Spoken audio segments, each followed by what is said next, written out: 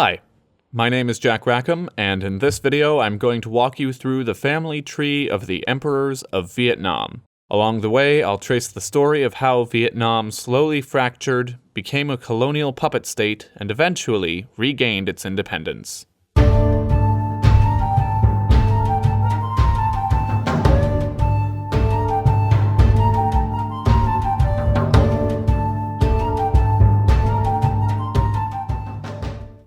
First, we have Gia Long. Being the first person on the chart, it should come as no surprise that he is the founder of the Nguyen dynasty.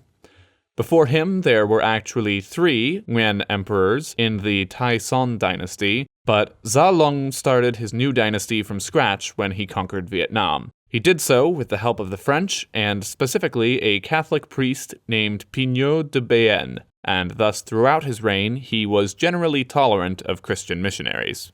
That all changed with his son Nguyen, who banned missionaries from entering Vietnam and began a policy of isolationism. This led to many Christians joining a revolt in 1833, but they were unsuccessful and several missionaries were executed. He also renamed the country from Vietnam to Dai Nam, meaning the Great South. The situation only escalated with his son, Thieu Chi, who attempted to remove all missionaries from the country, and in doing so ran into conflict with France, who overwhelmed the Vietnamese navy with ease. The crown then would have passed to his oldest son, but instead, Thieu Chi gave it to his son, To Duc, because he was more staunchly opposed to foreign influence. He and his older brother fought, and although To Duc ultimately won, rebellions continued to break out across the country. Meanwhile, his continued efforts to suppress Christianity drew the ire of France, who once again attacked.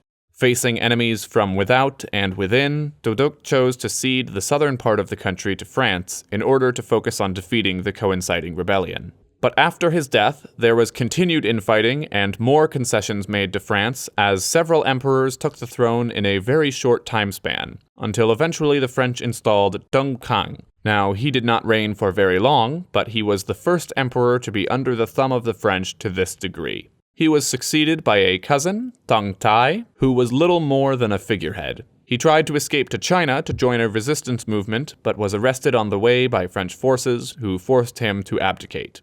He was replaced by his son, who was only 7 years old at the time. The idea was that since he was so young, he could be raised to be more pro-French than his predecessors. But by the time he was a teenager, he took advantage of France's engagement in World War I and tried to sneak out of the Forbidden City to incite a rebellion. But just like his father, he was captured and exiled before any such rebellion could begin. The crown then moved back over to this line, first to Khai Ding, who was pro-French for the sake of stability, but he died of tuberculosis, and the crown then moved to his son, Bao Dai. During his reign, Vietnam went from being a puppet state of the French Empire to a puppet state of the Japanese Empire, when the name changed from Dai Nam to Vietnam. After the war, he abdicated and abolished the monarchy in order to allow Ho Chi Minh to rule the newly independent state. Of course, France still had an interest in reclaiming the region, which led to a conflict that evolved into the Vietnam War. Ultimately, it was Ho Chi Minh's government in North Vietnam that reunited the country, forming the Socialist Republic of Vietnam, which is what the country is today.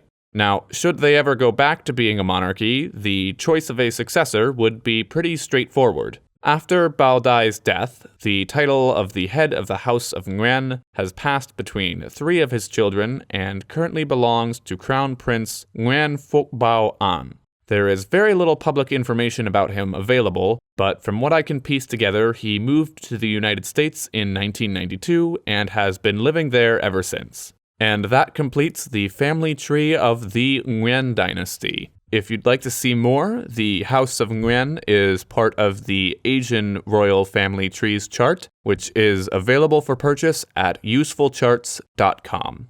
Thanks for watching.